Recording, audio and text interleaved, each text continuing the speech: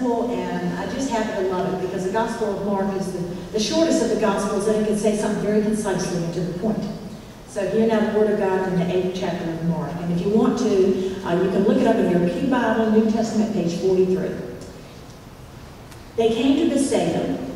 Some people brought a blind man to him and begged him to touch him. So Jesus took the blind man by the hand and led him out of the village.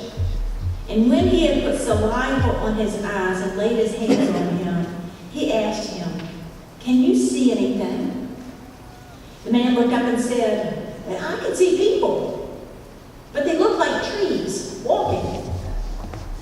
Then Jesus laid his hand on his eyes again, and he looked intently, and his sight was restored, and he saw everything clearly.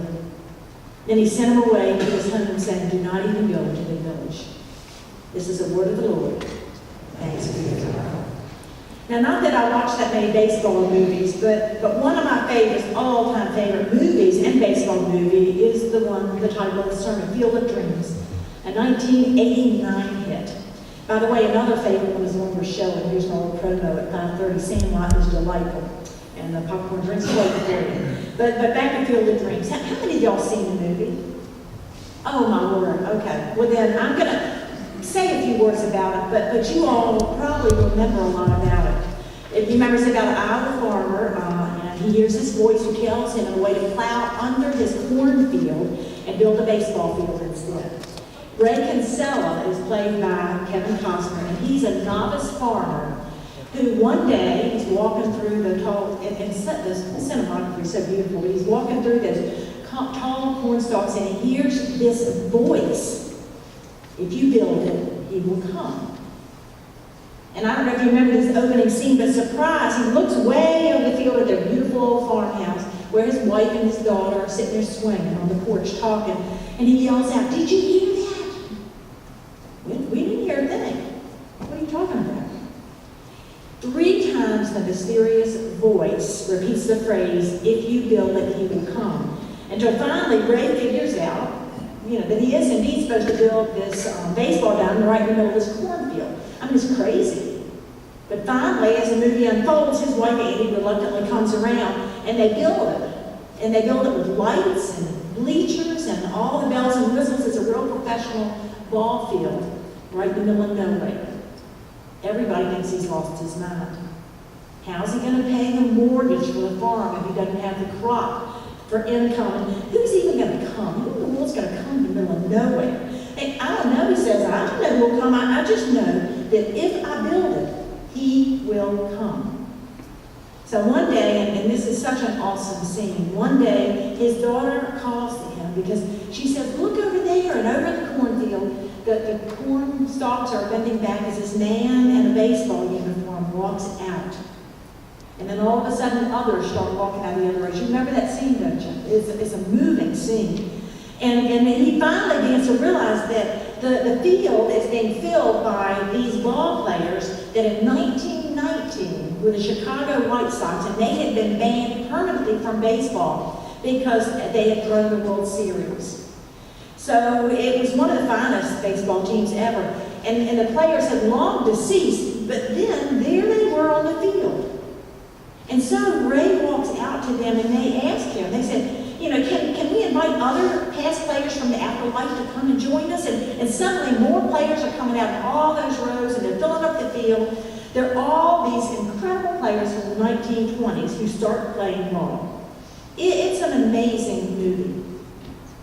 And it is a baseball movie, but it's about far more than baseball.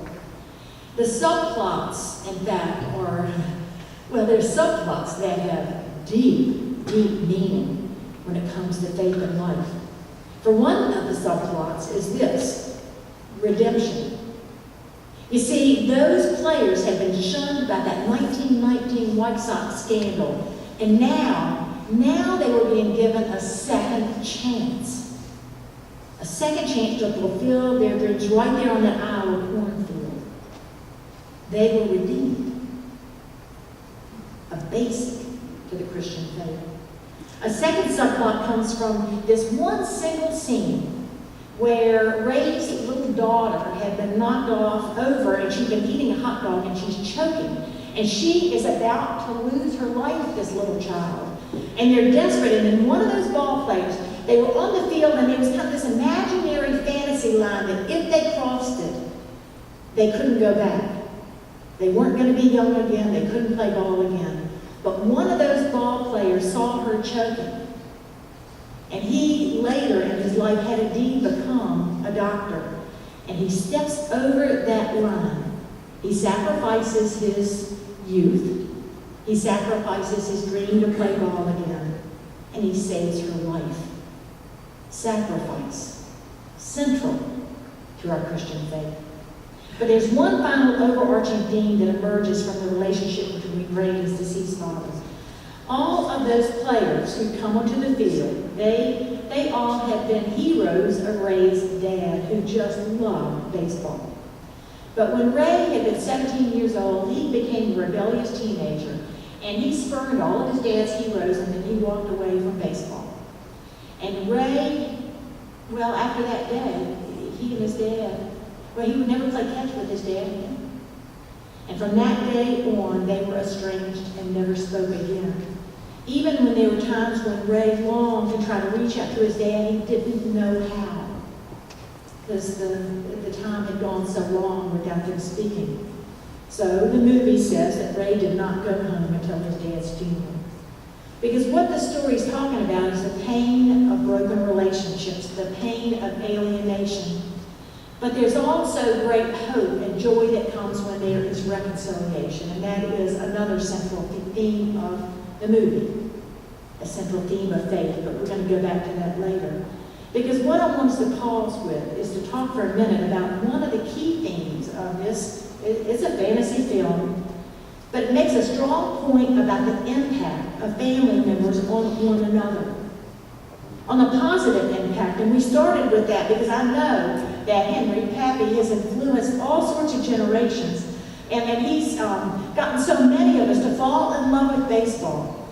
In fact, you can feel and sense it when you go to the Peninsula Pilots game, but then you see it in Jack and Grace and his other grandchildren. It's contagious, and they have passed along their granddaddy's love that he learned from his own father to the aunts and uncles, and I'm looking at little Henry back there. Henry, hold up your arm, little Henry. What you got on your arm? Yeah, he's got a baseball sleeve. He's got the baseball stitches because even Henry loves it. It's contagious, this love. And I think about that in my own life. Why do I love boating?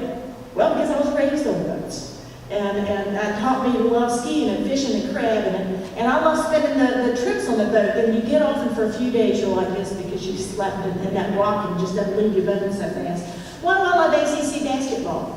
Because my parents did. Anytime we could get down there to watch it, we saw it. And granted, I did shift alliances over my years living in North Carolina, but you know what? And what I'm doing right here today, it came from the influence of my parents.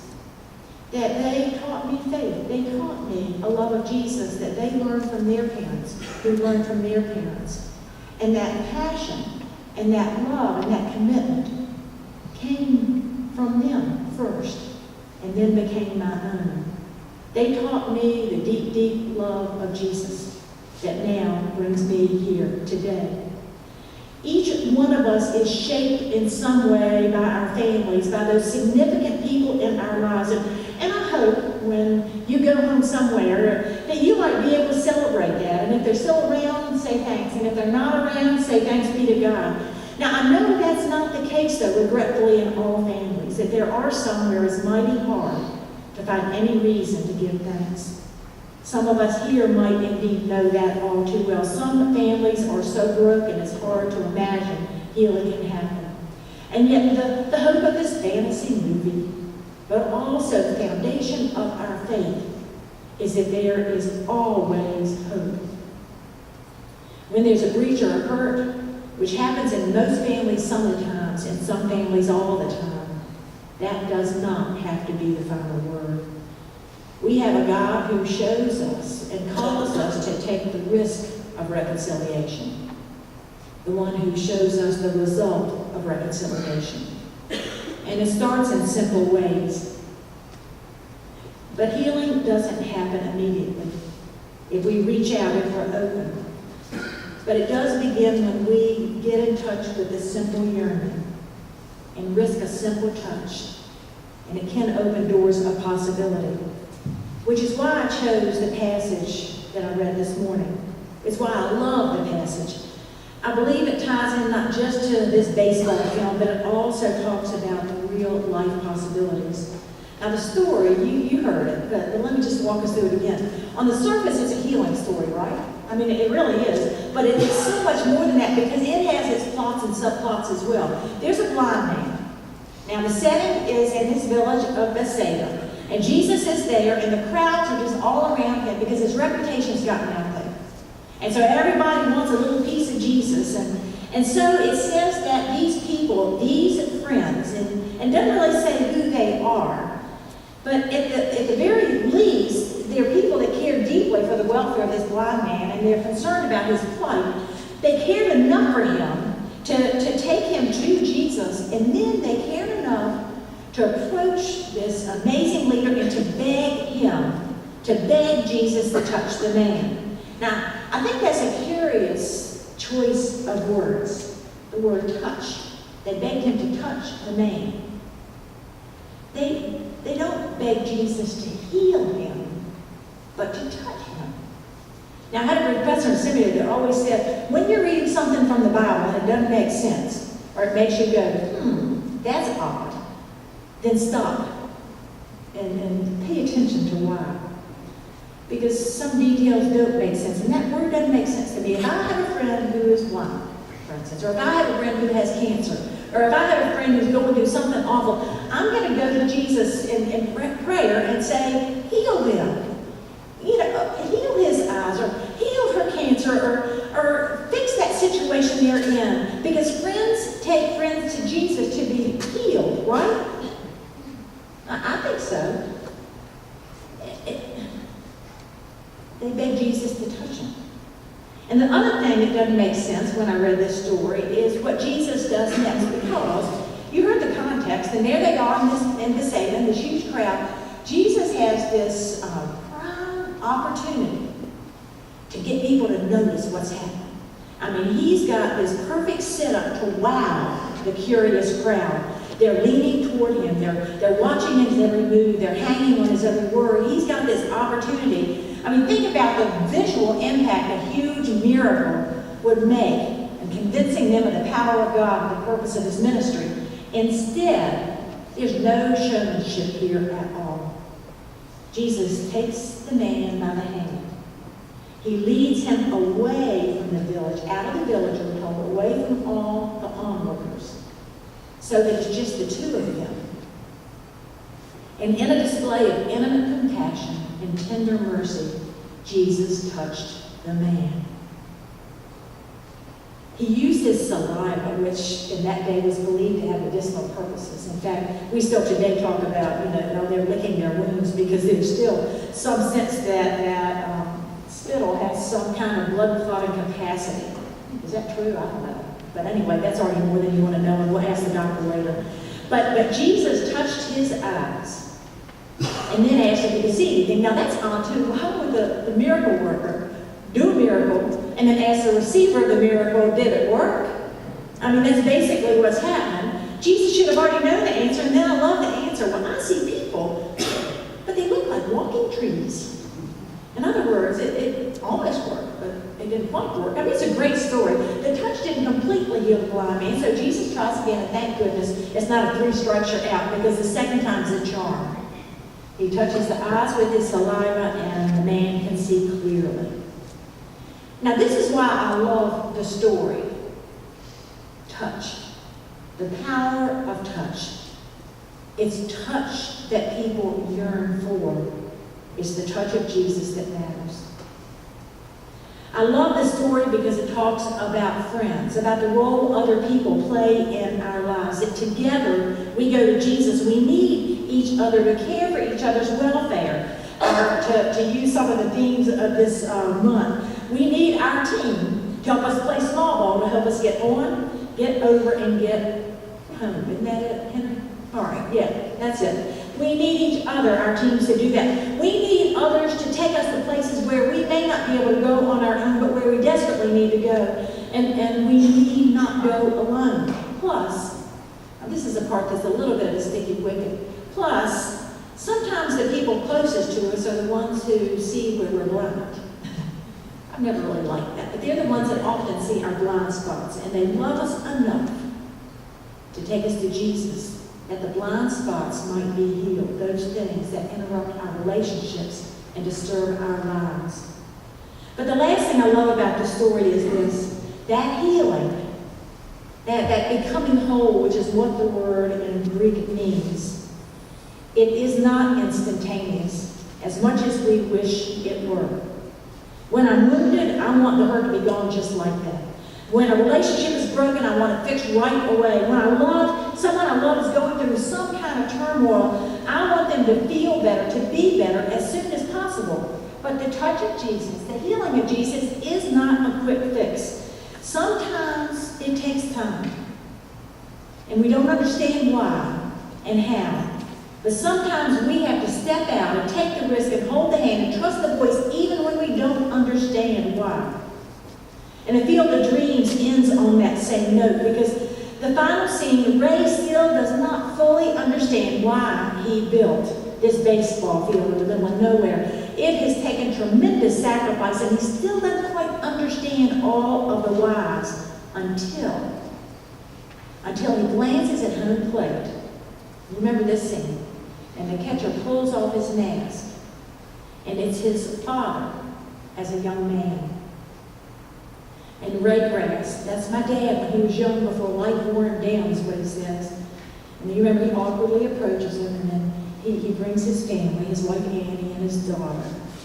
And he introduces the young ball player to his family, actually to his own daughter-in-law and grandchild. And his dad asks, is this heaven? And Ray says, it's Iowa. Then he asks, but is there a heaven? To which his dad says, oh yes, it's where dreams come true. And then as they begin to part, Ray is pretty choked up and says, Dad, you want to play catch? And his young father says, I'd like that. So they start kind of tossing the ball back and forth. It is an exquisite scene of reconciliation. It also points to something that I believe will happen in heaven. I think our past relationships will be restored. And finally, we will see clearly and understand fully what we cannot see or understand in this life. On this side of heaven, it unfolds slowly, often too slowly, bit by bit. But it comes as we learn to trust the voice that calls us and hold the hand that guides us. Because the hand that we hold, or rather the hand that holds us, is a nail-scarred hand. The one that would do anything and give everything for the love of you and for the love of the ones you love. This is a hand of compassion, of tenderness, of healing, and he will never leave or forsake you. Even when people still look like walking trees, when the ball field still looks like a cornfield, there's a promise. It's God's promise, and it never fails.